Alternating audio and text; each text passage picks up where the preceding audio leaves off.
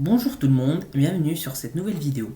Aujourd'hui, nous allons voir comment installer un nouveau projet Symfony et commencer le développement d'une application web. Tout d'abord, il va nous falloir y aller sur le site de Symfony. On arrive sur le site, on va dans la partie Download. Et alors là, on aura le choix de télécharger le framework de deux façons. Soit de passer par l'installateur de Symfony, ça s'appelle Symfony Installer, qui est disponible sur les trois systèmes d'exploitation, Linux, macOS et Windows. Vous prenez la version sur laquelle vous êtes. Pour ma part, je suis sur Linux. Soit nous allons utiliser Composer. Alors Composer, c'est un gestionnaire de dépendance qui va nous permettre de récupérer des packages PHP. C'est l'équivalence un peu de NPM ou de YARN. On va voir comment télécharger un projet Symfony de deux manières. Donc, on prend cette partie-là. Moi, je suis sur un Linux. Donc, j'ouvre un nouveau terminal. Je colle la commande que j'ai récupérée sur le site Symfony. Je lance l'installation. Il va tout m'installer. Bon, de base, je l'ai déjà, moi, l'installeur de Symfony, mais va vous demander d'être administrateur, parce qu'il va devoir en fait les demandes d'écriture. Et du coup, eux aussi, il va falloir en fait demander de créer une variable d'environnement en fait, qui va utiliser les fichiers de l'installeur.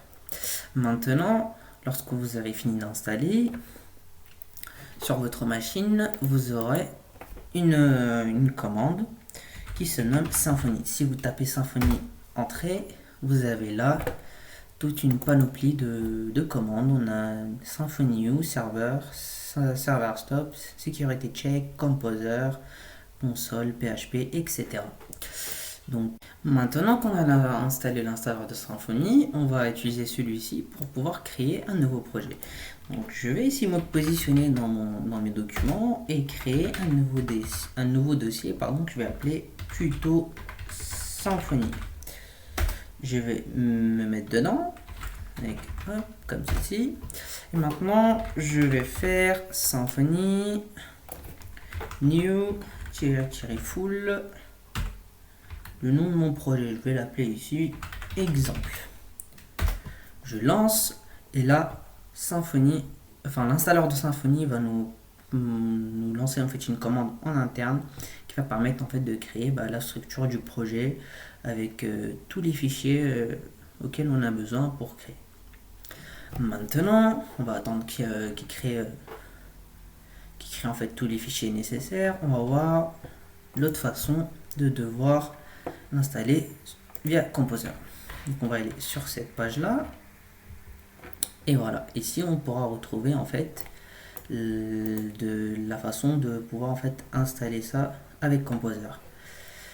Je vais ici ouvrir un nouveau terminal. Je vais sortir d'ici et créer un nouveau dossier mkdir tuto Composer Symfony. Je vais m'installer, y aller dedans. Hop, et maintenant je vais venir copier cette commande qui est Composer create project Symfony website skeleton my project name. Hop, je colle cette commande et je lance. Bien sûr, il va falloir aussi installer Composer en amont.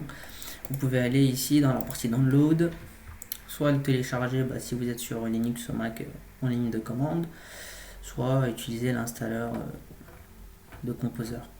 Il va falloir aussi régler en amont les variables d'environnement sur Windows pour pouvoir en fait avoir l'accès à la partie à la variable Composer.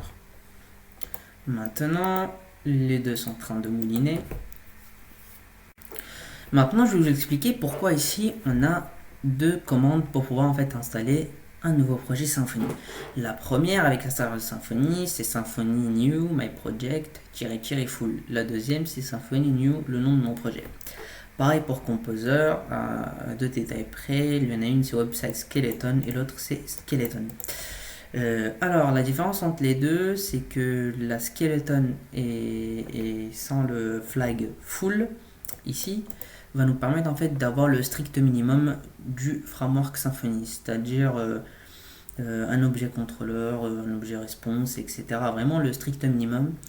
Alors que la version website skeleton et la version full va nous permettre d'avoir tout ce qu'il nous faut, le composant sécurité pour tout ce qui est gestion des utilisateurs, le template avec Twig, Doctrine pour tout ce qui est base de données, et etc. Et etc.